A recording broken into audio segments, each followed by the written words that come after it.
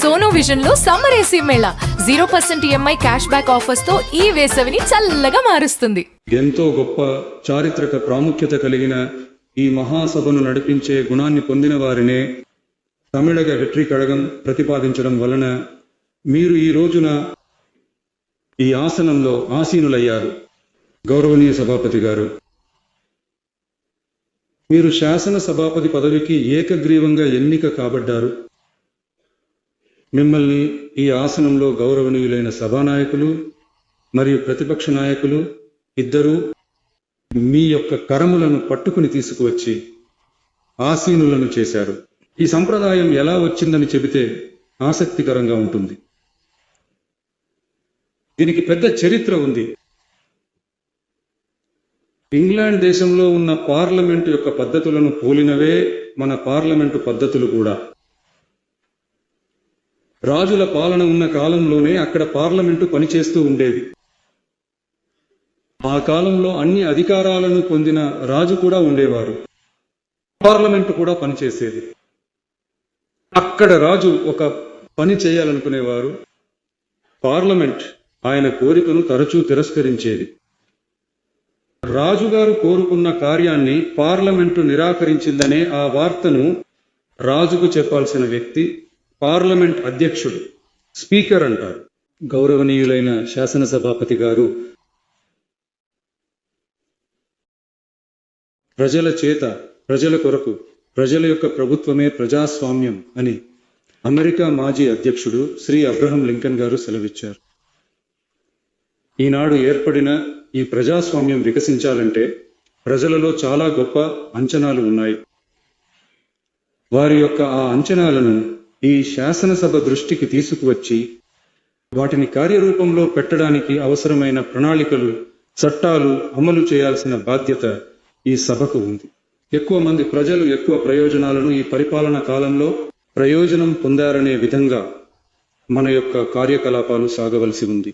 ఈ సభలో అందరూ సమానమే.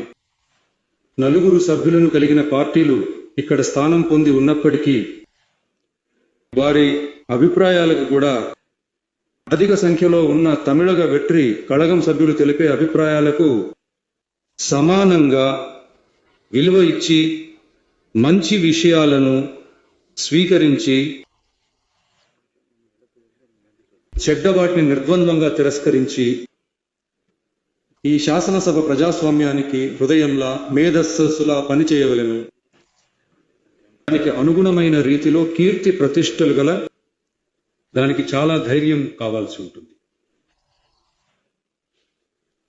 కొన్ని పనులు చేయడానికి మాత్రమే పార్లమెంట్ అనుమతి కావాలి తప్ప ఆ రాజ్యంలో ఉన్న ఏ పౌరుడికైనా మరణశిక్ష విధించే అధికారం రాజుకు ఉంటుంది. తాను ఆశించిన దానిని పార్లమెంటు తిరస్కరించిందని తెలియజేసే స్పీకర్కు మరణశిక్ష విధించమని ఆదేశిస్తాడు. తల నరికివేయండి అని ఆదేశిస్తారు. ఇలా చాలాసార్లు జరగడం వలన ఏ ఒక్కరూ కూడా ఈ స్పీకర్ పదవిలోకి రావడానికి అస్సలు ఇష్టపడరు. అందువల్ల కొత్తగా పార్లమెంటు సభ ఏర్పడినప్పుడు స్పీకర్ పదవి కొరకు ఒకరి పేరును ప్రకటించిన వెంటనే అతను తక్షణమే ప్రాణం దక్కితే చాలని పారిపోతాడు. సభానాయకుడు మరియు ప్రతిపక్ష నాయకుడు అతన్ని అడ్డగించి అతని చేతులు పట్టుకుని బలవంతంగా లాక్కొచ్చి ఆసనంలో కూర్చోబెడతారు. ఇది ఆ కాలం నుండి వస్తున్న ఒక సంప్రదాయం. ప్రజాస్వామ్యం వచ్చిన తర్వాత కూడా ఈ సంప్రదాయం కొనసాగుతూనే ఉంది. నిశ్చయంగా తమిళగ వెట్రి కళగం పార్టీ సభ్యులు ప్రతి ఒక్కరూ కూడా మీకు ఎంతో సహాయకరంగా ఉంటారు అనేటటువంటి ఒక వాగ్దానాన్ని ఈ సమయంలో చెప్పాలనుకుంటున్నాను. ఈ సభ యొక్క గౌరవాన్ని మరియు హుందాతనాన్ని, అలాగే సభ సభ్యుల యొక్క గౌరవాన్ని కాపాడవలసిన గొప్ప బాధ్యతను మీకు అప్పగించడం జరిగిందని, తాత్కాలిక సభాపతి బాధ్యతలను ఎంతో అద్భుతంగా నిర్వర్తించిన మన సభ్యులు శ్రీ ఎంవి కరుప్పయ్య గారిని కలవడానికి నిన్న వెళ్ళాను. అక్కడ పూర్వ సభాపతుల ఫోటోలను నేను చూసినప్పుడు వారి గురించి తెలుసుకున్నప్పుడు నాకు చాలా గర్వంగా అనిపించింది. ఎందుకంటే ఉదాహరణకు శ్రీ జె. శివ షణ్ముగం పిళ్ళై గారు, డాక్టర్ యు కృష్ణారావు మరియు శ్రీ ఎస్. చెల్లపాండియన్ గారి కోవలో అత్యంత సరైన వ్యక్తిని మనం ప్రతిపాదించామని నేను గర్వపడుతున్నాను. అలాగే మన డిప్యూటీ స్పీకర్ గారు కూడా మీరిద్దరూ చాలా సాధారణ కుటుంబం నుండి వచ్చి ప్రజలకు సేవ చేయాలనే కోరికతో పనిచేస్తూ వచ్చారు. గుణం నాడి కుట్రముం నాడి అవట్రుల్ మిగై నాడి మిక్క కొళలనే వள்ளுவர் వాక్కు ప్రకారం శాసనసభ కార్యకలాపాలు సజావుగా, సక్రమంగా, ప్రశాంతంగా జరిగే విధంగా శాసనసభ ప్రజాస్వామ్య విలువలు మరియు నియమాలు కాపాడబడే విధంగా ఈ సభకు స్పీకర్ గారు మరియు డిప్యూటీ స్పీకర్ గారు కూడా ఈ సభకు కీర్తి ప్రతిష్టలు తెస్తారని నాకు నమ్మకం ఉంది.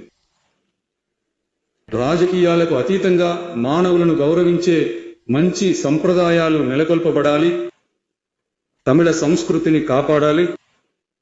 సభ యొక్క సంప్రదాయం, గౌరవం మరియు ప్రతిష్ట కాపాడబడాలనే సదుద్దేశం ఆధారంగా ఆ పదవిని చేపట్టిన మీరిద్దరూ వీటిని కాపాడుతారనే నమ్మకాన్ని పునరుద్ఘాటిస్తూ నా ప్రసంగాన్ని ముగిస్తున్నాను. ధన్యవాదాలు. నమస్కారం.